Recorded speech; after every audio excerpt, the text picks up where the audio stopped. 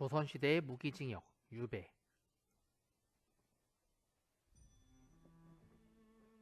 조선시대 유형은 사형 다음으로 중한 벌로서 강물이 바다로 흘러가듯 다시는 돌아오지 못할 곳으로 쫓아버리는 추방형이다. 흔히 귀양이라고도 불리는데 이 말은 고려시대의 귀양형에서 유래된 말이다. 귀양형이란 원래 잘못을 저지른 관료를 고향으로 돌려보내어 다시는 정계에 발을 들여놓지 못하게 내쫓는 것이었다. 그러나 조선시대의 귀양은 고향이 아닌 타향으로 보내는 것으로 바뀌게 된 것이다. 유배형은 원칙적으로 기한이 없는 종신형이다. 때문에 요즘 말로 표현하자면 무기징역에 가까운 형벌이라고 할 수 있다. 유배와 비슷한 듯한 형벌로 도형이 있는데 죄인을 타지로 보내버리는 것은 같았지만 강제 노역을 시키는 형벌로서 기간이 1년에서 3년 사이로 제한되었다는 게 특징이다. 도형에 처해진 자들은 종이를 뜨기도 하고 기와를 굽고 염장에서 소금을 굽는가 하면 관아에 문지기 등을 하기도 했다.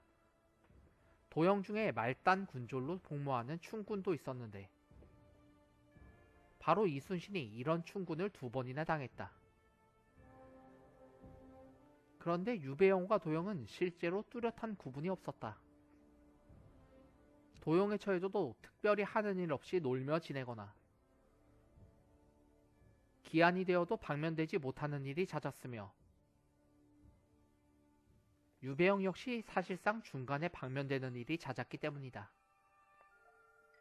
결국 도형과 유배형은 나중에 크게 구별의 실익이 없어진다.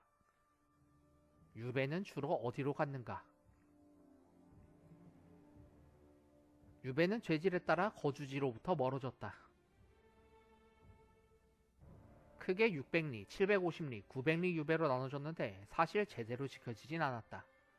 예를 들면 한양에서 강화도로 곧잘 유배를 보냈는데 한양에서 강화도까지는 120리밖에 안 되는 거리이다. 어쨌든 주로 변방으로 보내게 되었는데 가장 악명 높은 곳은 함경도 삼수, 갑산의 첩첩삼중과 흑산도 추자도와 같은 외딴 섬을 들 수 있겠다. 여기에 전가사변이라는 유배형이 더해지면 정말 피눈물이 났다. 전가사변이라 하면 본인뿐만 아니라 가족 모두가 북쪽 땅끝 변방으로 보내지는 것인데 특히 세종 때는 사군육진 개척이란 명분으로 수많은 사람들이 전가사변을 당해야 했다. 그러나 전가사변은 영조 때 너무 잔혹하다고 하여 폐지됐다. 유배길, TV의 사극과 실제는 달랐다. TV 사극에서 유배 가는 장면이 자주 나오는데 보면 대부분 고증이 잘못됐다. 몇 가지 특징적인 것을 짚어보자. 첫 번째, 유배죄인이 함거라고 부르는 소달구지에 실려가는 장면은 잘못됐다. 함거에 올라타는 것은 처형장에 갈 때나 하는 짓이다. 또 그 먼 길을 어떻게 달구지를 타고 간다는 거지? 두 번째, 죄인이 유배길을 걸어가는 장면도 잘못됐다. 물론 걸어가기도 했지만 극히 예외적인 일이다. 대부분은 말을 타고 갔다. 말을 타고 간 것은 먼 길을 걸어서 가기에는 너무도 힘이 들고 기일 내에 도착하지 못할 수도 있기 때문이다. 세 번째, 유배길에는 꼭 죄인 혼자만 가지 않았다. 종이나 집안 식구들을 데려가 수발을 들도록 하는 경우도 종종 있었다. 네 번째, 유배길에는 많은 돈이 필요했다. 유배죄인은 관료인 경우에는 서리 등이 압송하고 관직이 없는 자들은 역졸이 동행했다. 그런데 이때 죄인을 압송하는 이들에게 수고비 명목으로 뇌물을 지급하는 것은 관례였다. 명종 때 묵제 이문건은 쌀쌀한 늦가을 유배를 가게 되었는데 서리가 출발 전날 찾아와 이러이러한 것들을 요구했으니 무명 50필, 비올 때 쓰는 갈모, 소물 넣은 속옷, 목이 긴 흰 가죽신, 비올 때 신는 가죽덧신, 방한모, 비올 때 쓸 배옷 등등. 만약 이런 청탁을 들어주지 않는다면 그야말로 유배길은 고생길이 된다. 여기에 관직이 없는 사람이라면 말도 구입하거나 돈을 주고 빌려 타야 했다. 관직자는 유배길에 말을 지급받을 수 있는 마패를 받았지만 말이야. 때문에 말값 플러스 노잣돈 플러스 뇌물 등을 만들기 위해 유배 한번 떠나려다 가산을 탕진하는 이들도 있었다. 5번째, 유배형이 내려진다고 당장 유배를 떠나지는 않는다. 형조에서 유배지를 결정하고 배소단자라는 유배지가 적힌 문서를 작성하고 압송관에게 마패를 지급하는 등 절차가 필요했기 때문이다. 때문에 하옥되었다가 갑자기 길을 떠나는가 하면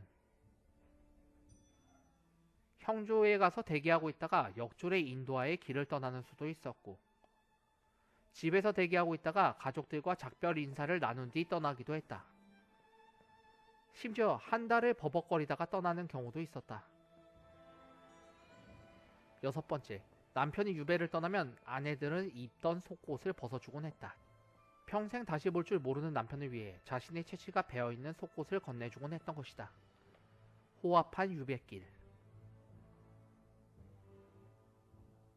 드라마를 보다 보면 죄수가 고난의 유배길을 걷고 그러다 도중에 죽는 경우가 왕왕 나오는데, 실제로 유배길은 대부분 말을 타고 편안하게 갔다.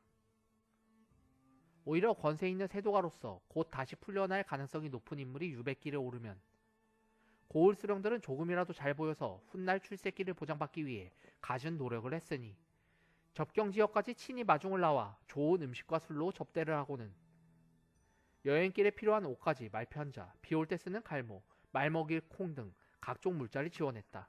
또 가는 도중 선영의 묘소에 들리거나 친인척을 만나보는 등의 편의를 제공하기도 했다. 심지어 유배 죄인에 대한 고을 수령과 압송간의 호의가 지나쳐 유배길이 호합한 유람길이 되는 경우도 있었다. 경종 때 한 관료는 함경도 갑산으로 유배를 가게 되는데, 가는 도중 곳곳의 고을 수령들로부터 어찌나 후한 대접을 받았는지 선물을 싣고 가던 말이 무게를 감당하지 못해 쓰러질 지경이었다고 한다.